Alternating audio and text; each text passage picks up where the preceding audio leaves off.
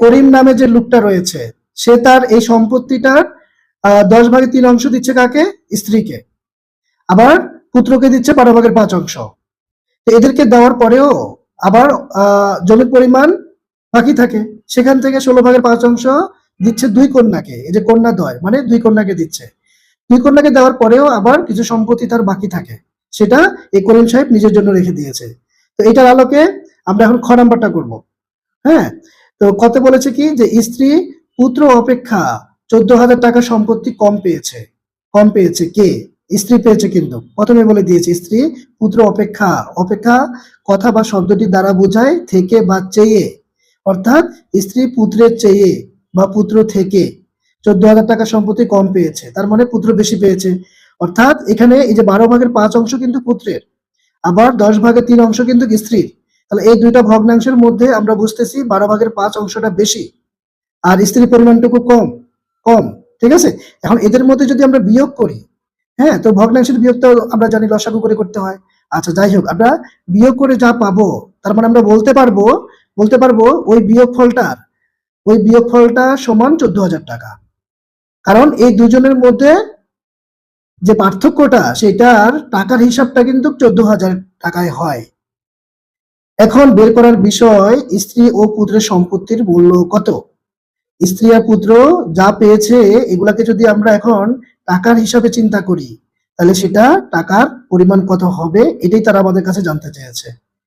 ঠিক আছে, এখন এটা বের করার জন্য আমরা প্রথমে এই যে স্ত্রী পুত্রের সম্পত্তির পার্থক্য কত, মানে কে বেশি, মানে পুত্র কতটুকু বেশি পেয়েছে বা স্ত্রী কতটুকু কম পেয়েছে, দুইভাবেই কিন্তু বলা যায়। তো আমরা এদের পার্থক্যটাকে বের করে ফেলি, আর পার্থক্য মানে তো বিয়োগ করে করতে হয়। তো আসেন আসেন আমরা এটা যদি করি, এটা কিন্তু ইম্পর্টেন্ট প্রশ্ন আছে আমাদের, অতিরিক্ত সৃজনশীল প্রশ্ন 7 আমরা খ নাম্বার করব। খ, প্রথমে আমরা লিখতে পারি দেওয়া আছে প্রশ্ন কি 100% বুঝতে পেরেছেন? প্রশ্নের মধ্যে কোনো ধরনের কনফিউশন আছে কিনা? আচ্ছা, ওকে, তাইলে আচ্ছা, ভেরি গুড। তাইলে এখন আমরা লিখবো কি যে দেওয়া আছে স্ত্রী পায় বা স্ত্রীকে দেয়। স্ত্রী পায় সমান কতটুকু? 10/3 যদিও এটা কিন্তু দেখো ভগ্নাংশে আছে, অংশে আছে, আমাদের টার্গেট কিন্তু এটাকে টাকার হিসেবে নিয়ে যাওয়া। হ্যাঁ, তো এটা বের করার জন্য আমাদের ক্লু ব্যবহার করতে হবে, তাদের দেওয়া ক্লু দিয়েই আমরা বের করে ফেলবো। ও পুত্র পায়, পুত্রকে দিয়েছে কতটুকু? 12/5 তো 3 উপরে 3 নিচে 10/3। এখন এই দুইটা ভগ্নাংশের মধ্যে কিন্তু দেখেন স্ত্রীর পরিমাণটুকু কম, স্ত্রী কম পেয়েছে, কারণ প্রশ্নে কিন্তু বলে দিয়েছে যে স্ত্রী পুত্রের থেকে দেখেন টাকার হিসাবে এত টাকা কম। তার মানে আমরা বিয়োগ করে যেটা পাবো, হ্যাঁ, পুত্রের অংশ থেকে স্ত্রীর অংশ বাদ দিলে যেটা পাবো ওইটার মূল্য হবে 14,000 টাকা। ঠিক আছে, ওইটার মূল্য হবে 14,000 টাকা পুত্র থেকে স্ত্রীর অংশটা বাদ দিলে। স্ত্রী কিন্তু কম পাচ্ছে, তাহলে আমরা লিখবো যে সুতরাং পুত্র বেশি পায় বা স্ত্রী কম পায়, যেটাই লেখেন। এখানে বড় ভগ্নাংশ হবে 12/5 বিয়োগ 10/3 এত অংশ।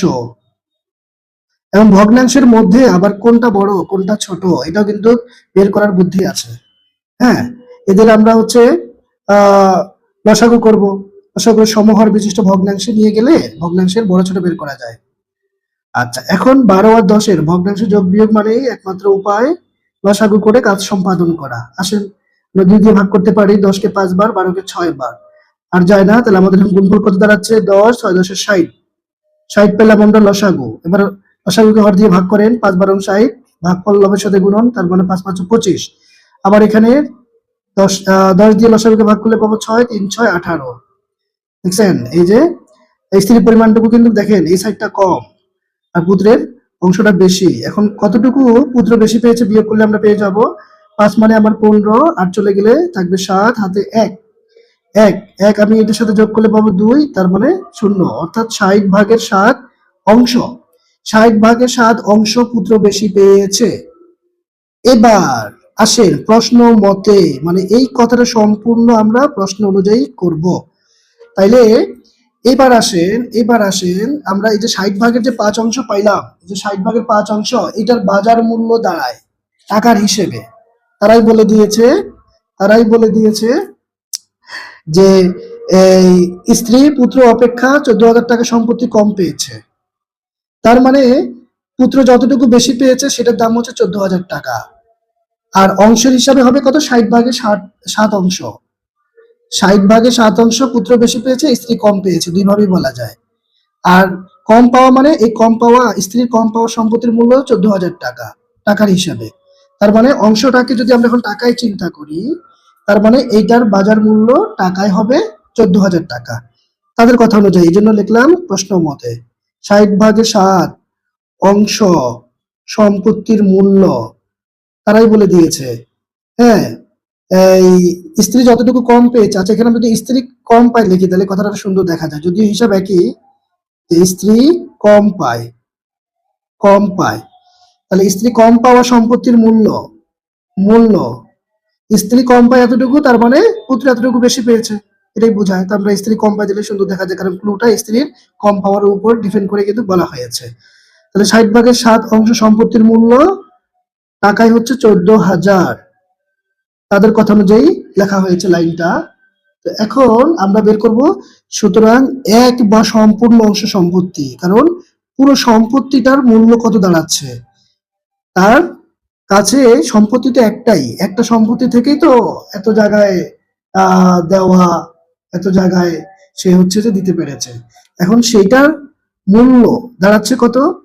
তাহলে আমরা জানি ভগ্নাংশের নিচে যদি 1 থাকে তাহলে সেটাকে আমরা উল্টায় দিব, 60 যাবে উপরে, 7 আসবে নিচে।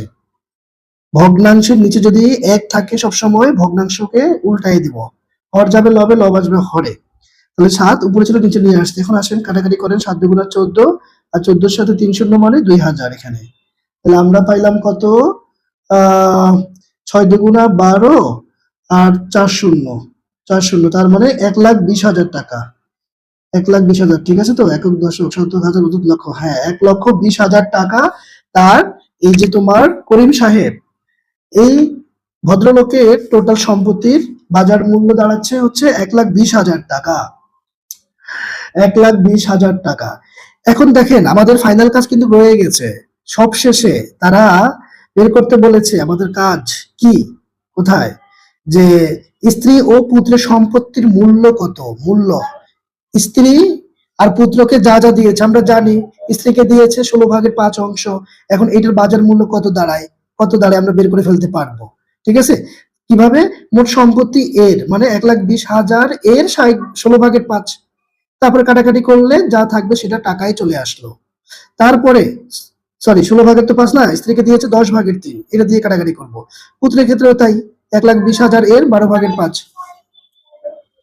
আচ্ছা এখন এখন আসেন, কি কোনো ধরনের কোশ্চেন আছে? কোনো ধরনের কোশ্চেন আছে?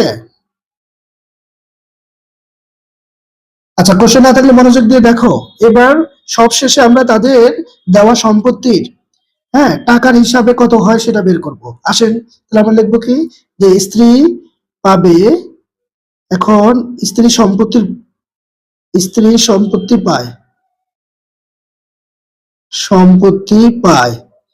1,20,000 মধ্য থেকে কত, এই যে হচ্ছে 10/3, 10/3। তাহলে এইটাকে এখন আমরা টাকায় কনভার্ট করব, 10/3।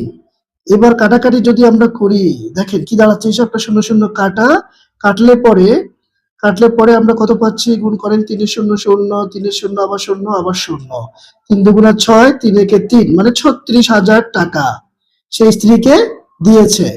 যেটা আহ ভগ্নাংশ আকারে যদি আমরা বলি সেটা হবে 10/3 অংশ, আর টাকার হিসেবে 36,000 টাকা। যদিও প্রশ্নের মধ্যে আমাদেরকে টাকার হিসাবে বের করতে বলেছে। এবার আসেন, ও ও পুত্র সম্পত্তি পায়, তাহলে টোটাল সম্পত্তির দাম যেহেতু আমরা জেনে গেছি 1,20,000, এর মধ্য থেকে পুত্রকে দিয়েছে 12/5, 12/5। তাহলে এই 12/5 দিয়ে আমরা যখন কাটাকাটি করব সেটা টাকায় রূপান্তরিত হয়ে যাবে। আসেন তাহলে 12 যদি আমরা কাটি হয় 1, 1 দিয়ে কয় শূন্য, 1 দিয়ে 4 শূন্য, তার মানে কত দাঁড়াচ্ছে? ভুল করলাম না তো? 12/5, 12 একে 12 আর হচ্ছে কত, 4 শূন্য, 12 তাহলে একক দশক শতক হাজার, 10,000, সরি আমি কি বলতেছি, আর 10,000 সাথে 5 গুণ করলে 5×10=50,000। দেখেন পুত্রতেও বেশি পেয়েছে, এটা আমরা আগেই বলে দিয়েছি, তারাও বলে দিয়েছে যে স্ত্রী কম পেয়েছে। তাহলে এখন দেখেন এই যে পুত্র ঠিকই, কিন্তু এখন আমরা টাকার হিসেবে দেখলাম যে আসলেই তো পুত্র তার স্ত্রী থেকে পুত্র বেশি পেয়েছে। স্ত্রী 36,000 আর পুত্র পেয়েছে 50,000 টাকা। বাস বাস বাস, এটাই আমাদের উত্তর। খুবই এক্সেলেন্ট একটা প্রশ্ন, এগুলো কিন্তু বিভিন্ন ধরনের কম্পিটিটিভ পরীক্ষায় কিন্তু আসে আসে